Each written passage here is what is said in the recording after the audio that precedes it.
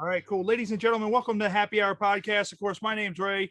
I'm being joined by Psycrotes. He's pretty sensitive to the light and it's very bright in my basement. And we're being joined by Rob Maher. Rob, how you doing? As we know, it's Father's Day weekend. Everybody joining us live, everybody sees the exclusive Happy Hour Podcast Father's Day hat. Rob, we have had a bunch of people that, you know, are known associates of you on the show, and they're awesome. Partners in crime. I like the way you said known associates. Yeah. He's in the mob or something. Yeah. Rob might be like, I don't know any of those assholes. Screw those guys. I like that term. I think we should start a group called the Known Associates. Yeah. And of course, Eric Woodward, Tommy Simbazo, you know, and I'm just going to get right into it, right off the jump. Tommy was telling me last week, of course, last week was our 1 year anniversary episode. We had a Jimmy's Favorite Seafood. Of course, you know this, you do a lot of live shows, and, you know, we did pro wrestling for 20 years.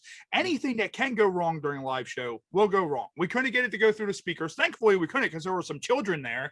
And less than 5 minutes into the episode, I was talking about fucking a corpse. Yeah. In less than 5 minutes throughout the episode, we were talking about fucking live corpses, whether or not you would grope Anna Nicole Smith's body if you were a coroner and you showed up there. So, you know, it's typical stuff. Yeah, so it's actually kind of cool that since the kids were there that failed, but it also made that since Michael was still plugged in, it was kind of echoey throughout the whole episode. And we're just like, I'm like, it was like a Linkin Park song. We were lost in the echo.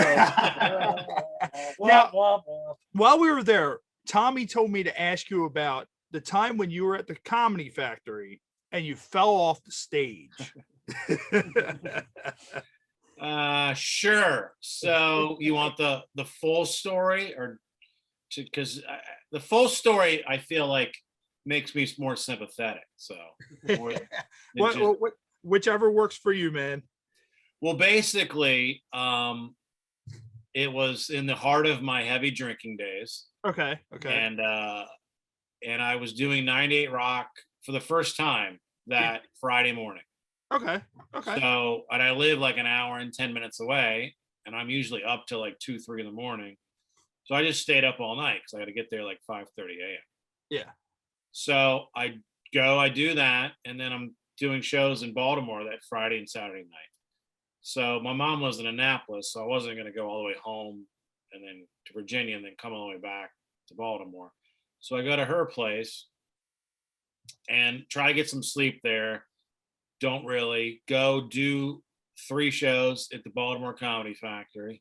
Okay. Then 7, 9, and 11, drive back to Virginia, work 9 to 5, then drive to get to Baltimore for the 7 p.m. show. So I'm very tired, haven't ate, do the first show, and it's like a Christmas time. It was like 5 of 17 minutes each, so it wasn't like it was a more casual show. Yeah. And I feel like, well, you know, only got 2 more shows. Let's have a little Red Bull and vodka, because, you know, that'll get the energy up. Yeah, let's loosen ourselves up a little. Yeah, and I feel like the second show is fine, and then you know, normally you drink, there's a gradual getting drunker, and here it's suddenly, you know, who knows how many I had, but it wasn't enough to get me to that state. Yeah, it was the lack of sleep and the lack of eating and the alcohol. And next thing I know, I'm on stage. I can barely speak. The mic cord comes out. I can't put it back in. I can't figure it out. Yeah. Joe Robbins has to come on and help me. I do 30 minutes, supposed to do 17. I go long. And I say, thank you, good night, and I fall off the stage. I did my time plus some. So then they take me out, and I'm in like the lobby area, just like passed out on this bench. And I had a friend there, a friend of mine, and we left and they took me down the service elevator they had there, and I threw up in the trash can. So that's a good place to throw up, though, in the trash can in a service elevator. That's still kudos to me. And then I wake up in a hotel room. Again, I don't have a hotel. Yeah. And I'm like, where? I have no idea where I am. I see my friend Jessica. I'm like, what happened? She goes, we came to the show. You got really drunk. I go, well, it wasn't that bad, was it? She goes, no, it was bad. I go, okay, but it wasn't that bad. She goes, no, it was that bad. And I'm like, okay. And then, so I called Joe the next morning. I'm like, what do I do? I mean, clearly they're going to be mad at me. And he goes, well, just apologize. Tell him you'll never drink when you're at the show again. I'm like, well, I'm not going to go that far. So it's got to get Don't carried be away. ridiculous now. Let's just see if apologizing on its own works first before we go for the emergency apology. Yeah. So I apologize. They're like, it's no big deal. I was back there 2 weeks later. I mean, so it's like no other job would there be no repercussions, but there was literally none. Well, it's funny because Tommy told me about that. It made me think. When I first started in the wrestling industry, we were doing this gimmick. It was called the Legion of Ungood, and it was so stupid. And we were quote unquote evil villains, and like we made our own gear and all that. And our second show doing it, they told us, they're like, well, every superhero and every evil villain has a vehicle. We're like, well, what the hell are you talking about? They're like, well, you need like some sort of vehicle. So, we're conjuring up. We're like, well, this gimmick's so dumb. Like, and it got over huge. The fans loved it. But we were like, what can we use as a vehicle? So we thought up in our minds a shopping cart. So we went up to Walmart. I walk up to Walmart, which was wrestling school. I steal a shopping cart. We rip the little thing that the kid sits in off of it, put all this wood around it, spray paint it up. So then the show comes up, this grand thing of us debuting what we've been advertising for weeks, this vehicle that we have. So I was Gold Thumb. We had Mr. E Machine, and Dr. X was the leader. So Mr. E Machine comes out and he has these airplane director things in his hands. So he's directing something down with a vest on. And Dr. X is in the cart, and I'm pushing the cart with a crossbone flag in my hand. So we had a little wooden stage where we had the show, and I'm not paying attention. So I go to push it out, and the second I go out, the two wheels are already off the side of the stage. So as soon as I go to push it, all you see is Dr. X and the cart, and you just see it go off the side of the stage, and you go, ah! And it just crashes on the ground. And at that point, you hear everybody in the back and everybody in the crowd just start laughing, just hysterically. And he gets up, he's legitimately pissed, like just starts hitting me, fucking idiot, what are you doing? Oh, this, that, and another. And the whole time I'm just waving the crossbone flag because we have this comedy gimmick, and it made it so much better. And we went back, and they're like, now every single time you guys go out to the ring, you need to do that. And he just looks at me like, I fucking hate you so much. So are we all obligated to tell a falling story now since you guys both well, why not? Steel chair death match, me and DJ against Blood, that already sounds brutal, like it's promising a steel chair death match. Wire attacks, light bulb, everything you can dream of. Me and DJ win the match. And go over. So of course I stand up, I'm talking shit. I told you people we're the toughest sons of bitches in this business. I step out on the ring apron. I'm still talking shit. I'm on top of the world. I just want a steel chair death match. But I had lost so much blood and I was drunk, much like Rob. I step out on the ring apron. I'm still talking shit. I flip off the fans, and just as I flip off the fans, I slipped and fell off the ring apron. Real badass. I got right back up and say, I told you people. It's great because Rob brought up that he went over, he had 17 minutes and he went over by 30. You don't understand how often in wrestling that happens. You'll sit there and you'll have a card lineup, and someone will be like, okay, you have 10 minutes. And you'll sit there, you'll be looking at your watch because you're the next match. You'll be like, these fuckers have been out there for 30.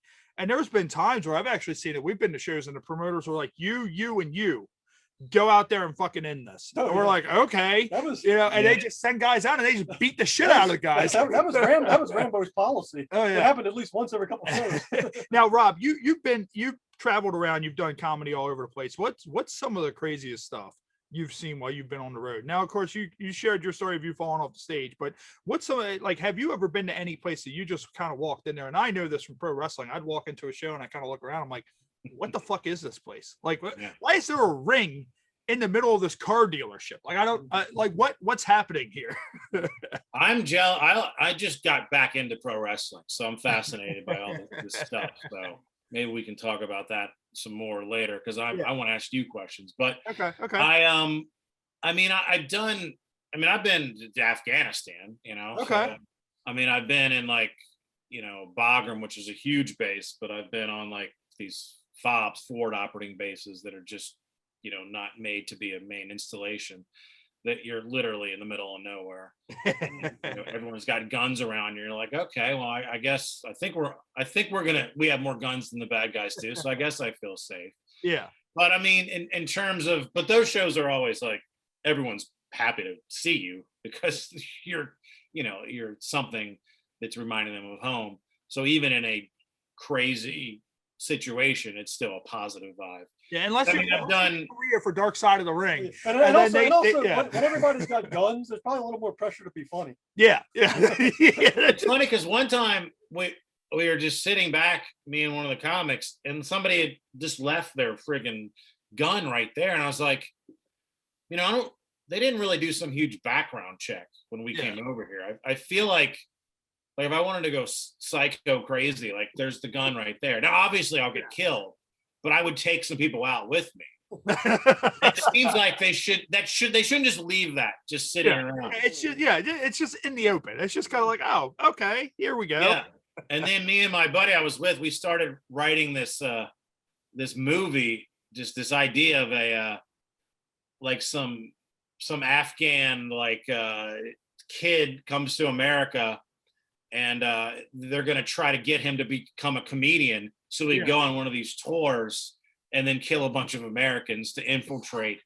And it would star like Aziz Ansari, but along the way, he ends up loving comedy in America. So it doesn't work out. It's a whole big thing. And just knowing Aziz Ansari, just by how he is and his character, that would be hilarious. It's a great idea, but that's most of my ideas. That just stops right there, and then nothing. There's literally no other step. It's 1,000 steps to make it work. Step one, I nail. Step two, fuck that. We're on to the next. Well, that's the thing. And it's funny because you have all these ideas, and the 20 years that we've been in the wrestling business, you drive up and down the road, and you think of all these ideas, and you're like, man, we should, this would be great. This would be great. These ideas would never work when it comes down on paper. Like there was one. What were we talking about? I think it was Eagle. Eagle was saying that they should have ran this gimmick where Jim got Kylie pregnant, and then they would have an abortion vacuum on a pole match, and he was all about it. He's like, I'm going to tell Jim about this. This is going to be great, and we're like, Neil, you need to think about this, dude. It's not going to work. Like this isn't going to transition right. Once we get this, it makes sense. I got a wrestling gimmick for you. What's that? Now I pitched this to Eric Woodworth and Justin Schlegel, a huge wrestling fan. Okay. And they said they hadn't heard it before. So I want to get your opinion. Okay. It's call it the normally in wrestling, they go for the pin. There's several times they fucking get out of it. This guy's gimmick, 1 pin submission rate. When he goes through the pin, nobody gets up. Now, sometimes he'll go for it and I know we're not quite ready. Yeah. But there's no 1, 2, they fucking pop up. Yeah. The first and only attempt he makes to pin you're done. Of course, it builds up to eventually somebody gets out of it. They tap but out. It's a long build. Yeah. That's great. I don't know what you call that, but his whole thing is I don't need several pin attempts. I only need one. Yeah. When you're done, you are done when you're fighting whoever. Yeah. No one kicks out from me. No one kicks out on me. Yeah. And that's the thing is you build them up. You build them up. Right. Then you put them against someone like a Hogan or something like that, and then they kick out. And then the crowd goes crazy. What just happened? What is this? Doesn't know how to react. Yeah. That's hilarious. I went to the O's game last night, and we're at they won. Yeah, they won. It was a great game. Cedric Mullins t-shirt giveaway. He said, hit 2 home runs. So they're only 21 games under 500. Now. Yeah. They're on there's a winning streak. So we're there, and they did the hot dog race. And poor Relish. Mustard always wins. Relish is like the bastard of condiments because you sit there, you look at it, and ketchup won last night. Relish is kind of gross, to be fair. Well, I mean, look at it like this. So it takes the hot dog race to 16 to 17 to 0. Relish has not won one time. So I sat there and I looked, and I'm like, you know what they need to do? They need to build this up. They need to have Relish lose every single game. And then once Adley Rushman comes up and Grayson Rodriguez, and we have this big, phenomenal team, and we're contending for the World Series, that's when you pull the trigger. And like that, because everybody was cheering for Relish. They were cheering for the other dog, and everybody was like, come on, Relish. And you do it. That's when you pull the trigger and you have and you think Delman Young hitting that 3-run double during the playoffs or something? No, Relish would be the most talked about thing. That's a great idea. They start running campaigns with Relish, a character talking. I can't seem to win. Hope or one time he's winning and he falls down before, and it keeps building. I mean, it's a great idea, but again, most great ideas people don't listen to. So. Yeah. There's this whole promo where he's in a dark room. He has a gun to his hot dog bun head, and it's just like, I need to. Okay, now you're taking it, so they definitely won't do it. But I like it. I mean, I like that better. But for the masses, I don't think the corporate baseball team will go with the suicide attempts. The PA announcer gets on the next game. Yeah. I'm sorry from all the fans. Relish has tragically passed away. Yes, it was a murder-suicide. Say goodbye to his 2 sons, his wife, and his mother-in-law. Yeah. And of course, now going to any of those countries, was there ever anything? And of course, Eric, he said that I forgot where he said they went, but they pretty much felt like that they were about to be abducted. They were somewhere in Africa. Yeah. Like it was like Nigeria or someplace like that. It was Kenya. Kenya, that's what it was. All right. Hey, with the Kenya, was there ever any circumstance where you went somewhere and you felt, I got to get the fuck out of here? Like this is about to go south really quick. Well, I mean, I remember driving in Egypt it was like a 4-hour drive to just in between the bases and just driving by, seeing people just live in like freaking grass huts. And it was like, I was like, we are so in the middle of nowhere. Like, what are we doing here? Like this seems like wrong. It seems like no one should be here. Yeah. And it's just, we have 2 guys that are driving us. I feel like we're not very protected right now. Not that anything's happening here because it's a wasteland, but it definitely feels like if a tire blew and like, what do we do? Like, I mean, is there AAA, a guy on a camel? Like, is that there's nothing? I feel like if somebody wanted to mess with us, again, there's no one out there, but still, this is at the start of a horror movie. We're at the beginning of the horror movie.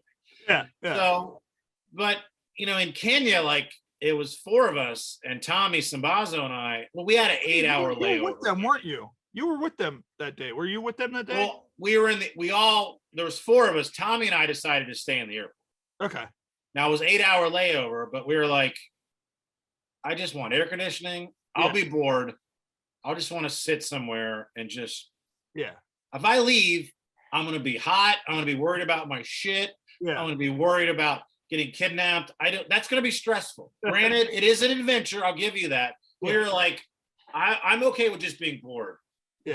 Just to chill. And we were bored, but we found we paid like $25 to go in some lounge, and they had food and drink. Yeah. And, I mean, there was no TV, and we're just looking at our phones and talking, but it was air conditioned. It was relatively comfortable.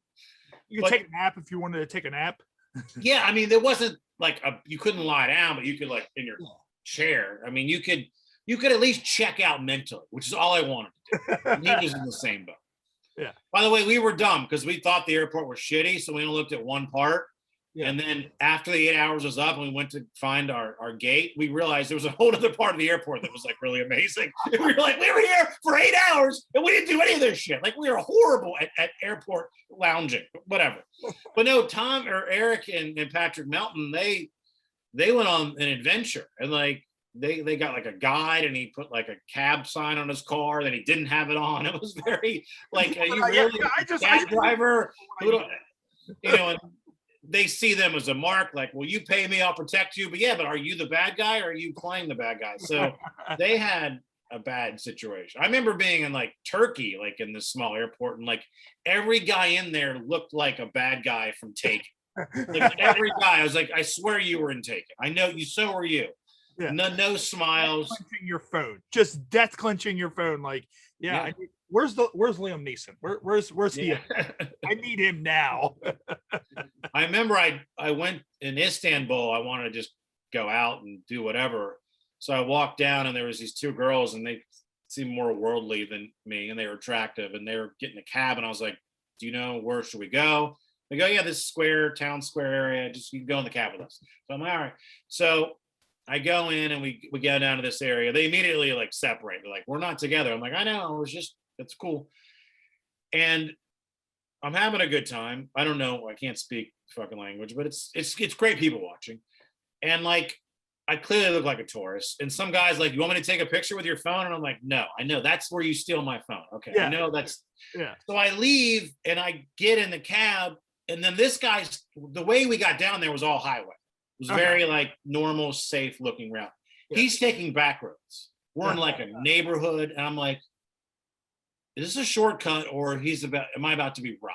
Because and so I'm very suspicious. Turns out it was a shortcut. He was saving me money, but here I am thinking I'm going to get friggin' beaten and raped and robbed. I'm gonna be murdered. The guy, what is it? The small shrunken head guy from Beetlejuice. He pulls up and he's your taxi cab driver. Right. His dogs are barking. I'm like, what if he pulls over? What do? I don't have my passport, so that's good. I left that, so I can't get that stolen. I don't really have that much money on me, so if I lose whatever I have, it's not that big of a deal. But it turns out he was actually just taking the shorter way home because he's a professional cab driver. That's what he does. He's just good at his job.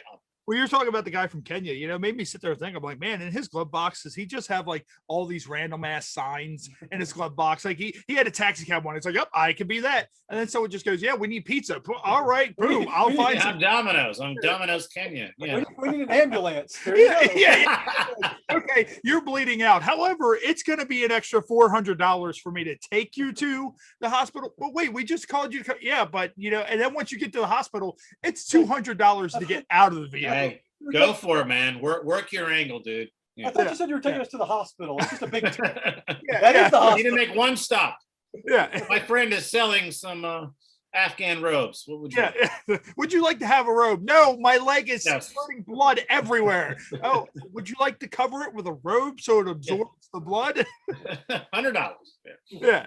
And Rob, now at any of your shows, have you, and of course you have hecklers all the time. Pro wrestling, we have hecklers all the time. And I wouldn't say all the time, but well, pro wrestling, I love it because, you know, people always want to sit there and, you know, they want to boo the bad guy, but I used to love it because it literally, and comedians have that power too, that within a snap of a finger, you can just flip the page. And it's like, you're doing a promo, you're doing something in the ring, and you hear someone goes, your mother sucks or whatever and all that. And then just instantly, it's like, that's not what she said last night. Or you just conjure the most awful thing you've been storing in your mind for the last 3 years. And you just say it to that person. And, you know, that used to always be my favorite thing, is that I'd be sitting there on the mic and someone would just be talking, not shutting up. And you just sit there and turn around and be like, all right, this guy wants to become part of the show. All right, cool. Let's make this asshole part of the show. Yeah, I've only had one time where I really like lost it and got angry, where I talked about my girlfriend. My girlfriend is black, and I mentioned that, and somebody in the back like booed, and I was like, really, you're booing like interracial relationship? And it was hard to see the lights. You can't really tell who's in the back. And the one table, these white guys said it was these guys. It was these. They blamed these black guys, and I was like, "Oh, the white people are going to blame the black people." Of course, sure you are. That's never happened before. Yeah, but it turns out it was the black people. So we have a little yelling back and forth, and then I would tell a joke, and they start making cricket noises. What? And now I'm like, "All right, you're just not going to let me do my shit." So then I'm basically up there like, you're going to be in the back in the dark where I can't fucking see you. You're going to heckle me because you don't have the fucking balls to step in front and go on stage and do anything in your fucking pathetic, shitty life. I did this like 3-minute rant where I'm screaming.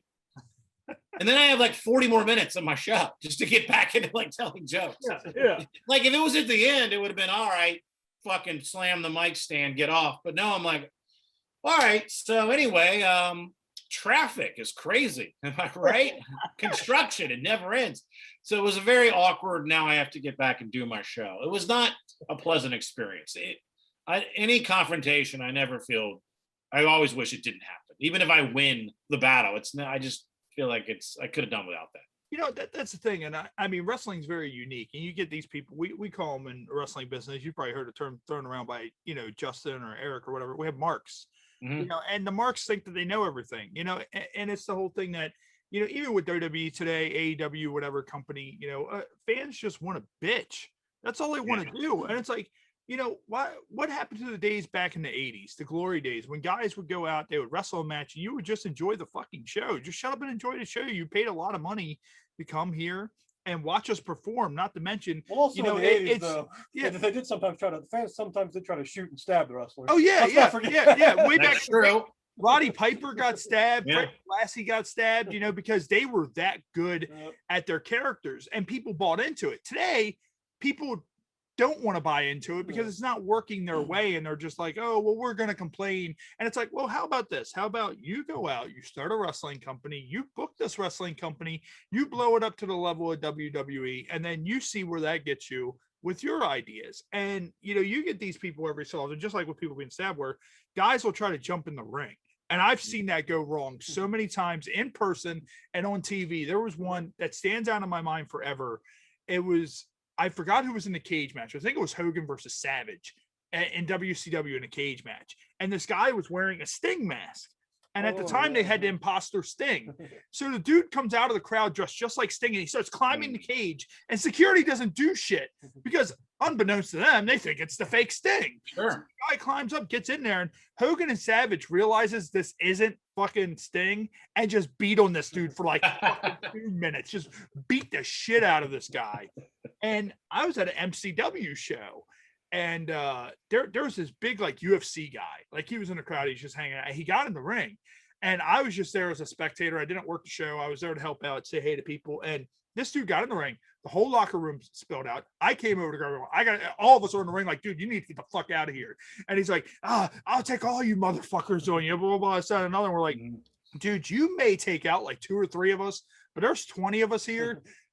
We're gonna rip your arms and legs off before this is all said and done. Get the fuck out of the ring. So, well, the way the world is today, you have so many places you can give your opinion. Your thoughts, social media, reviews on Yelp. And so now everyone is empowered to give their opinion. Most people's don't have an opinion worth giving. So, so it's just, there's the price you pay for making the world smaller in a way by social media and the internet is you give voices to people that shouldn't have voices. Well, I mean, that's the thing. I'm like, thinking about like, when you were talking about your show and, you got angry, I deliver copiers for a living, and I dealt with my first Karen experience over the week. And it was a machine that had to be put in a lady's house.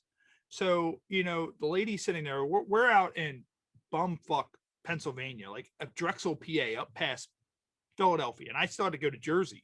So we get there, and I get there, and my IT tech's like, this ain't gonna work out well. I'm like, what do you mean? He's like, this lady's crazy. He's like, also, I'm allergic to cats, and she has a cat. I ain't going in there. I'm like, all right, cool. So we get there, and the copier had to go up her upstairs steps. Meanwhile, she had a disabled father, and he had a wheelchair, one of those chair lifts on the stairs. And I'm like, well, I have a stair climber, but it's not going to fit past that. Like, my partner is 55 years old. He's not going to be able to help me carry this thing up the steps.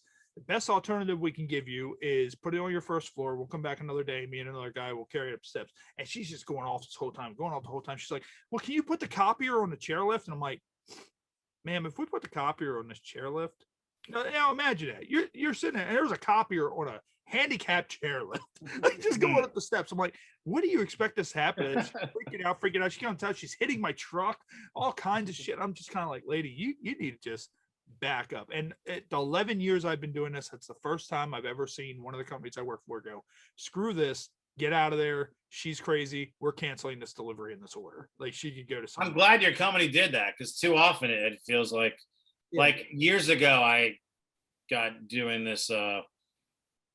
You ever go to like a BJ's or or somewhere where they have like a demonstration where somebody's selling a product and they're demoing it? Oh yeah, they did that. We got what was it, apple core peelers one day. They were doing like an apple, and we were like, they're awesome. So, we were on lunch break. I was doing this lint ball thing, roller. I think it was called Mr. Fuzzy or Fur. I forget what it was called. Some stupid thing. But I have to go on the store intercom and give an announcement. Yeah. Tell people to come over, and there's a free gift involved, and then they come over. So I'm filling in for somebody. I'm driving to Richmond to go to BJ's. Yeah. Just because somebody couldn't do it as a favor. And so I'm doing the company a favor. So I feel like that should be noted in what happens later. So I'm doing my little spiel. Some guy comes over, and he's like, I'm so sick and tired of these messages interrupting my shopping. This is all BS. There's no free gift. He's being super rude. Yeah. So the free gift is like this little tiny, like basically a towel that you wet and it becomes bigger. I mean, it weighs less than a penny. I throw the thing at him, at his feet. By the way, it can't do any damage if it hits you anywhere. Yeah. I throw it at his feet. everyone that was around me felt so bad that he was being such a jerk that I sold more in that one pitch than I sold the entire day, because they just felt sorry for me. They're like, that guy was rude. I'm driving back. I get a call from the company like, yeah, he called the 800 number and complained about you. And I explained what happened. Yeah. And they're like, well, you can't work in BJ's anymore. I'm like, that's the only store where you make money at. I'm like, how are you on my side? Yeah. Listen, Yeah. the people, you could see you could see my sales. You could see when he called he helped me. He was the mark. And we were setting this up. Like, we should have him every time. Yeah. Yeah. Because I sold like 8 freaking things when I sold like 4 the rest of the day because he's such an asshole. That was actually good for us, but they didn't see it that way. And so I quit. Yeah. And that's the thing. Like, we bring up the term mark, and I when I help out at the wrestling school, I always ask a guy who's signing up for the first time, I'm like, have you ever heard the term marked? He's like, well, yeah. And I'm like, well, what's a mark? And he'll sit there going, oh, someone who thinks they know everything about blah, blah, blah, pro wrestling, this and all. I'm like, that's not it. We learned from Psycrotes' buddy who keeps ducking him every week, Al Snow, that, he pretty much, I did a seminar with him, and he's like, well, Mark, he's like, that goes back to the Carney days, and what it used to be is when someone was at a carnival, someone who have a lot of money, who they knew that they could get the money from, they would take a thing of chalk and they would mark the back of their, and they'd be like, this is the person that you want to work their money from. Yep. And that's the whole thing. And that's where the term, mark came from in the wrestling world, because we find someone, we're like, all right, this person's really buying into it. Like Roddy Piper goes, that guy may stab me. Let me work that guy. Yeah. And once you get him, you get everybody else. But now it's like Cornette says, yeah, I miss the days when the marks were in the crowd and not in the locker room. Yeah, and that's the thing. There's so many of that now any Yahoo can just start up their company, and that's that. And it's just it's sad. It really is, the way a lot of that works. But what we're going to do real quick for the listening into this, for everybody listening on Spotify, iHeart, wherever you find your podcast, we're going to take a little quick break. We're going to play a song or two, get some sponsors, and we'll be right back with Rob Maher. For those of you watching live on Facebook, we're just going to keep on going along. Ladies and gentlemen, welcome back to the Happy Hour podcast. Of course, I'm Ray. I'm being joined by Psycrotes today as our co-host, and we're here with Rob Maher. And what I'm going to do real quick is I'm going to get into our beer of the week. And our beer of the week, of course, I'm the one drinking this week. Psycrotes can't drink anymore because he pretty much drank his insides to an oblivion.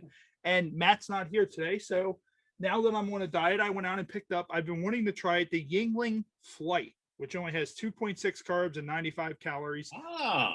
It's super, super light, but hey, it's like, I can successfully drink this and not have to worry about being a cow at the end of this.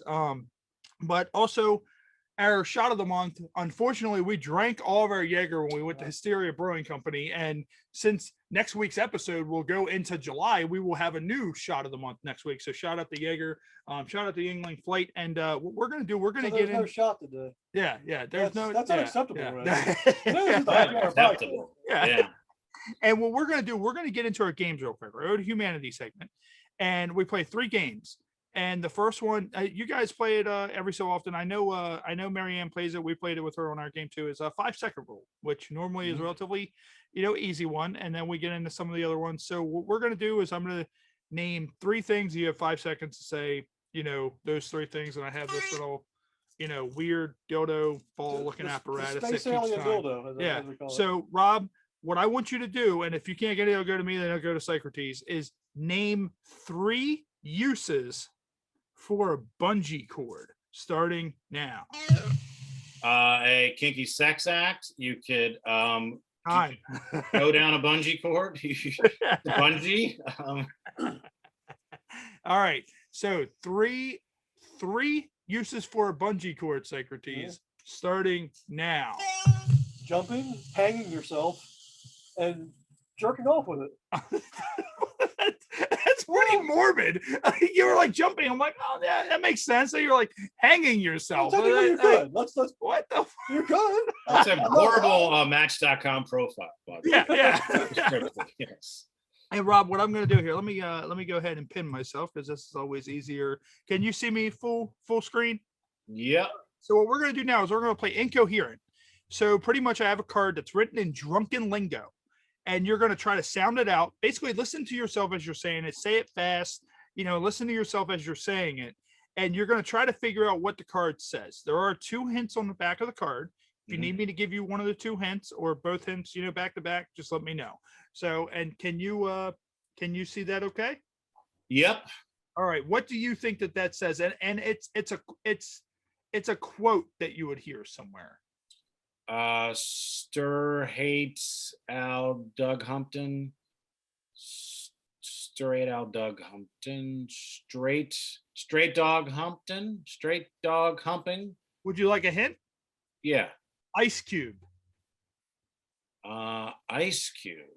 The rapper or the frozen water? The other hint is the OG gangster rap album. Straight out of Compton. Yes, straight out of Compton. It is straight out of Compton. That's what. All right. What it is. All right. So Rob did pretty well. The last couple have been failed rounds. Yeah, people couldn't figure out what they were. Yeah. Yes. Well, I'm known for my gangster rap. And what we're gonna do, we can't do our Ode to Humanity segment without Cards Against Humanity. So let me go ahead and get this off the pin. The most nihilistic game. Review. Is that back to normal now, Rob? All right, cool. Actually, no, it still looks like it's still pinned on me. So let me unpin this real quick. Remove pin. All right, there we go. It's Cards Against Humanity, the game that makes you want to hang yourself with a bungee cord. Yeah. Have you ever played Cards Against Humanity before? I have. I always get mad when I don't get picked mine, and I get angry. I'm a bad game player. I get flip the table. God damn. Yeah, son of a. So what we do is the way we play it on here is I'm going to read off the black card. And I'm going to give you 4 options on which one you think can answer that the best. If you need me to repeat any of them, just let me know. So the base card is rub-a-dub-dub blank in a tub. Okay. So your options are a little taste of penis, the man who fucks me and my wife, huffing and puffing and blowing my stepdad, and 3 men and 3 hot dogs. Rub-a-dub-dub. The man who fucks me and my wife in the tub. Nice. I mean, it sounds like the start of a great story. Yeah, it does. And one that stood out to me, I just kind of chuckled when I looked at it, was rub-a-dub-dub, huffing and puffing and blowing my stepdad in a tub. That's the one I was going to go with. Yeah, you were yeah. Because the third I was going to make a Grizzly Smith joke. Is that a good Father's Day gift for a stepdad? I don't know. I would imagine so. I mean, that's where porn's again, going anyway. It's like the porn start of a good porn. Yeah, porn's all stepmom, sure. Brother, sister, whatever, like that. Stepdad, it's completely fine. Yeah, it's encouraged. And Rob, have you ever, while you were out or on the show or just traveling, had any instances where you were on stage and your bodily fluids were just kind of like, yeah, dude, we're going to creep up on you in a second? Because I think I said in one of our episodes before, there's been times where somebody has always had something happen. And Austin has talked about how he shit his pants while he was wrestling. Chad puked on me. Yeah. Chad threw up all over the place. And me, I've been slammed so hard to where I shit myself. So, it happens. Like, have you had anything like that happen, throughout any of your shows? It's always been a fear of mine. And now that you put it back in my head, but I think there's something about you're on stage and then you're just so focused on speaking that sort of disappears. I mean, I've had to pee really bad, but I'll just talk about that on stage. But I've had one time where I got something stuck in my throat and I kept coughing, and it was like drink water, and it was like an awkward 2 minutes. But at the end of the day, people don't really give a shit as long as you make fun of the situation. Then there's been times where I would almost every single show, it would not fail. I would piss right before I would go out to my match. Right as my music would hit, I would get the feeling I have to piss. And I'd be like, what the fuck is this? And sometimes, me, like, I would wear tights with singlet, whatever. So you sit there, you need to piss. So it's like you're trying to rush before your match starts. You go in there, you have to take down your singlet top, you have to untie your wrestling tights, you have to pull down and then put all that shit back up the way it is. And I'm like, man, this must be how women feel with some of the shit that women wear. And I'm like, geez, this is insane. Another wrestling gimmick. You mentioned your song. Yeah. It's a match, and the loser or the winner gets to pick the other guy's song for like extended period of time. That's You great. keep changing it to some horrible song. Yeah, we once ripped somebody. It was a new guy. We once ripped. Well, I had to come out there and sync once. Yeah, you had to come out there. And Yeah. we changed his theme song, his first match, to what in the butt. So he came out. And of course, he was wrestling me, so I knew about it the whole time. So me being a heel, I'm like, what the hell is this? And he came out and I could just see the look on his face when he came out. Like, this is just my life right now. And when we were talking about the bodily fluid stuff, I had a experience this week. I was coming back from Jersey. No, I was coming back from PA, and I was on 83. And I was in my York office, so I stopped in Royal Farms. I'm like, I'm gonna get some Royal Farms chicken. So eat the Royal Farms chicken. I'm driving back, and I make it to that stretch of 83 where you're coming back, and it's like all woods before you make it to Hereford. And for some reason, my stomach literally just turned upside down. Like, it was the kind of thing that my system was like, if you don't shit now, you're gonna explode. Yep. Oh, so I'm in my work truck. So literally, like, I'm sitting there, and imagine this, like I couldn't put my ass on the seat because I knew if my ass touched anything, it would activate the shit. So I'm driving like in a U shape in my work truck, and I'm sweating. I have tears in my eyes. I'm panicking. I'm like, this is it. I'm just gonna drive the truck off the road into the woods, and I'm just gonna die. Like, I'd rather do that than shit myself all over the place in this truck. So finally, I pull off the highway, make it to a garage store in Hereford. And I'm like, all right, I'm going to run in here. Where's your bathroom? And tell me where the bathroom is. I go in there, and I just do so much damage to that toilet that I feel awful afterwards. Like, I genuinely, and it was one of those bathrooms where it wasn't like a regular public restroom. It was like back behind there, like in like the doors that go into the back. Like, it was kind of like an employee bathroom. Yeah. And I feel terrible. I walk out of there. I'm like, man, they're going to be so pissed when they smell this. And I hear some lady yelling.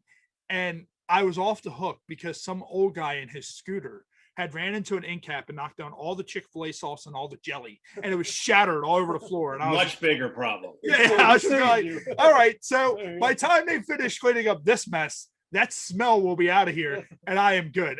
Just went outside. You were saved by the guy knocking over the thing. Yeah. Well, Ray, you know the Martinsburg National Guard Armory. Yeah. You got to go through all these woods to get there. You got to go to a trailer park. It's in the middle of nowhere. So I was going to a show there once. My mom was driving. I had to shit. This is when I was still drinking, and I literally could not hold it. I was like, I'm going now. Yeah. So we pull over, on the side of the woods there. I had no underwear on. So I shit my pants.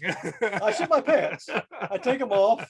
I wipe myself down with some paper, and I put my tights on. Yeah. Some fan is driving by going to the show, and he sees me. No. Yes. I'm like, hey, bro, see you at the show. Was it like one of those fans that like comes to every show? Yes, it was one of those always there. He had to be thinking, like, why is he wearing? Of course, it was a regular. Yeah. Like, why is he wearing his tights in the middle of the woods? Yeah. Well, that's the thing. Like, I would have loved if he would have just made a sign that says Psycrotes 316 says I just shit my pants or something like that. That would have just been great. My mom was like, "What are you gonna do? You're just gonna leave those there?" I was like, well, I'm not taking them. Last week, Tommy was telling us a story when he was in a camp and he shit himself and he threw the shorts into the woods and his counselor found them and he's like, Tom, you do this? And he's like, no, it wasn't me. And he's like, your name's written in these underwear. And it's like, my buddy Brandon, he does those clinical drug studies. Yeah. He was driving to my house one time from Ohio and he didn't stop. He had to shit. So he gets to my house. He's like, bro, I got to shit. I was like, dude, just as soon as you get to the house, come on in and use our bathroom. Yeah. For some reason, there's a church, right next to my house. Okay. He's right there. He decides to go into the church parking lot and shit there and wipe his ass with his socks. I'm like, bro, you were literally like 20 feet away. He's like, well, I couldn't hold it. So the next day, I'm out walking my dog. I see my dog sniffing something. He picks it up in his mouth. Oh no! It's a sock, and it's covered. That's always like the kind of thing. Like, imagine that, like, you're having like a long drunken night, and like you pull over on the side of the road, you shit, you wipe your ass with your sock. You're drunk, so you just go in your car the next day, you see the sock, but it's like shit facing down. You're like, oh, okay. And then next thing you know, you're putting the sock on your foot, and you're just wearing just that crispy shitty sock. It's getting in between your toes, crunching. Men will do things with socks that women would never do. Oh yeah, no doubt. Yeah, no respect for the sock. Yeah, I'll tell you this: when I was a teenager, I went through quite a few packs of socks. I'll just leave it at that. We believe you. Yeah. We have Tommy and I have a friend. We'll call him Todd Fleming because that's his name. He had a bathroom situation where he had to, and all the stalls were taken, so he just went right in the urinal. Nice. Dropped it right there. Yeah, there was a time. Well, I did drop an upper decker at a travel plaza in Pittsburgh. And that's Blood was like, "Why? Is that what you were going to say?" Blood's Yeah. like, "Why did you do that?" I was like, "Why not?" Oh, there was a time, and I was going to the same kind of route you did. We did something in Ocean City that we called battle shits, and pretty much it was us and some of our friends. We each had a hotel room, and what we would do is we would break into the other's hotel room. We would shit in the toilet and not flush, and this went on the whole weekend. So eventually, one of the guys got mad, and they upper decked the toilet, and they were like, "We'll fucking show them." So our other friends didn't know what an upper decker was at the time, so they were confused on why they kept flushing the toilet, and brown shit water kept on coming through every time they flushed the toilet. And it's like, well, that's why it was upper. I've even been a tough way to learn what that means. Yeah, I've been to drunken parties where you've seen a guy upper decking a toilet while another guy has been shitting on the toilet at the same time, and I'm just kind of like, man, that takes skill. Like, one thing, like, and you sit there, you open the door, and they're just kind of like, yeah, nothing homo is going on here, and it's like, oh, I wasn't even thinking about that. Like, what the fuck's happening? Like, you're sitting on the top, you're sitting on the bottom. Like, my mind is nowhere near that. I'm trying to picture it's almost what like, I am seeing it's right almost now. It's almost like a porn. The toilet is the girl. Yeah. One guy's got the mouth, and one guy's got the ass. Not like a porn at all. It's much different. Yeah, well, maybe a German porn. Yeah. There you go. I can see that. And Rob, what all do you have coming up, man? Like, is there? We know we hear you a lot on 98 Rock. You're always on there. We've had Marianne on in the past. Justin will be on probably in September. What all do you have coming on with your comedy, and where can everybody? Oh yeah, by the way, you have your Die Laughing Productions, which is the murder mystery shows. How's all that going? Well, I'll be on 98 Rock, filling in for Kirk or Marion, I'm not sure who, on June 25th, and then July 6th and 7th. The murder mystery, Die Laughing Productions, do that with Justin Schlegel, Joe Robinson, Tommy, Eric Woodworth. And I kind of almost, I wouldn't say steal, but inspired by a lot of wrestling. Just the way a storyline builds to a moment where you like, it's like in every action movie where there's like Jason Statham's in a bar and then some guy's hitting on some girl aggressively. Yeah. And he's, like, let her alone. You let her be. And then he goes, oh yeah. And then that Jason Statham's going to kick this guy's ass. Yeah. And he does, and it's satisfying. There's no mystery. Yeah. But I like that we like to have these moments where what you want to have happen, it will happen, and it will be payoff. Yeah. However many times you sit there, you look, and you're like, someone comes for Hogan, or someone comes for Stone Cold, or someone comes for that person. And you're like, at the end of the day, but the best part is in the Austin era, you never knew what was going to happen. You fucked with Stone Cold. You didn't know what was going to happen. Like, he was going to fill your convertible with cement, or he was going to knock down his pickup truck, or a monster truck, or a beer truck, or a Zamboni. And it's just kind of like, I should have just been around in Hogan's era and just messed with Hogan. Hogan would have We have 13 different themed shows right now. Okay. Christmas, New Year's Eve, Halloween, a wedding theme, 80s, 90s, Bachelor parody. We have a show July 31st in Bright Box Theater in Winchester, room we love that we've finally got to get back to. They just reopened. We'll be at the Rams Head in Annapolis August 1st, and then back at Magooby's, our home club, August 5th. So dielaughingproductions.com. Now, are those pretty interactive with the fans when you do this? Because I did one a couple years ago.